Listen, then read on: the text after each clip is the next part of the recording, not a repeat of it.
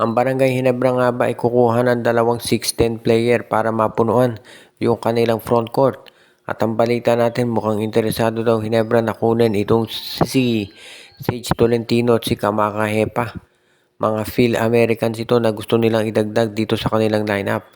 Sa dalawang nabanggit na yan, mukhang ito si Sage Tolentino mas malaking tsansa na sumali sa PBA draft. At kung ito'y sasali, aba okay yan. Sabi nga nung iba, hindi lang 6'10 itong si Sage Tolentino, baka 7-footer yan. So pwede talaga na maging bagong center ng Barangay Ginebra. Kung makuha nila kahit isa lang dyan sa dalawa, kay Kamaka Hepa o dito kay Sage Tolentino, mag-iiba na ang kompleksyon ng Barangay Ginebra at magiging isa na talaga sila dito sa pinaka-dominant team sa PBA. At yan naman talaga yung inaabangan ng marami na mangyayari dito. At kung ikaw Barangay Ginebra at magagawan mo ng paraan para madraft yung mga nasabing players, aba masasabi talaga natin na halos kumpleto na yung kanilang roster niya pag nagkataon. Dahil syempre hindi naman biro yung gagawing pagbabago dito sa lineup ng Barangay Ginebra, lalo na kung makukuha nila yung isang at sabihin na nating di kalibreng player katulad ni Tolentino kaya ni Kamaka. Ngayon, para yan ay mangyari, actually mga kinakailangan ng Ginebra nandiyan eh. Nakuha na nila yung draft pick ng Terra Firma, so iintay na lamang nila na makuha itong matuloy yung draft. Hintayin na lang nila mag-apply ito si Tolentino o si Hepa. Isa dyan sa mga, pag isa dyan, sumali sa draft, automatic yan ang number 1 pick. At yan ang kukunin ng Barangay Ginebra.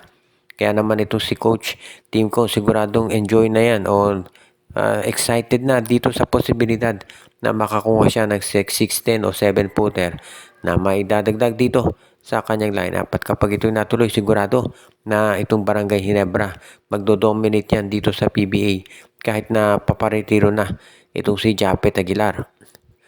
Ito namang Gilas Pilipinas ay mukhang magkakaproblema kontra Australia at New Zealand dahil nga ito si Kai Soto at si Quentin Milora Brown hindi maglalaro. Ito si Brown hindi rin maglalaro dahil wala pa siyang kontrata sa Gilas at itong si Kai Soto naman ayaw i-release tong kanyang mother team dahil nagwo-worry sila na baka ito'y ma-injure. So ngayon ang Gilas magre-rely ulit dito kay AJ Edu at kay Junmar Fajardo pagdating dito sa kanilang lineup.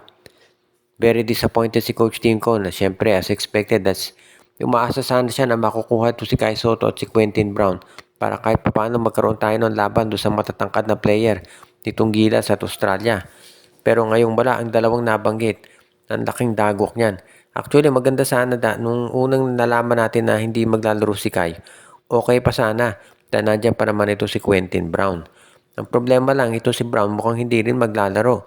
So lalong lumaki problema ng Gilas Pilipinas dahil kaya nga natin kinuha to si Quentin Brown para pag-back up just in case nga hindi maglalaro itong si Kai Soto. Ang nangyari, parehong hindi maglalaro. So, problemado talaga tayo sa pagkuha ngayon ng big man.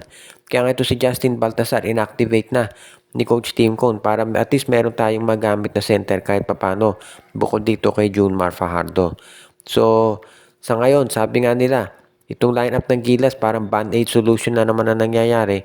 Kukuha ng mga players dahil kulang tayo sa lineup, kulang tayo sa preparasyon, at palagi may nakakaroon ng mga problema. Marami tuloy ang nagtatanong, bakit ba hindi inayos yung kontrata nitong si Quentin Milora Brown bago pa nagumpisa itong sa Gilas Pilipinas? Ibig sabihin, napakarami shortcomings ng ating management sa Gilas. At yan ang dahilan kung ba't lagi tayo nagkakaroon ng problema dito sa roster. Kaya nga tignan natin kung paano haharapin ng Gilas ngayon itong Australia at New Zealand.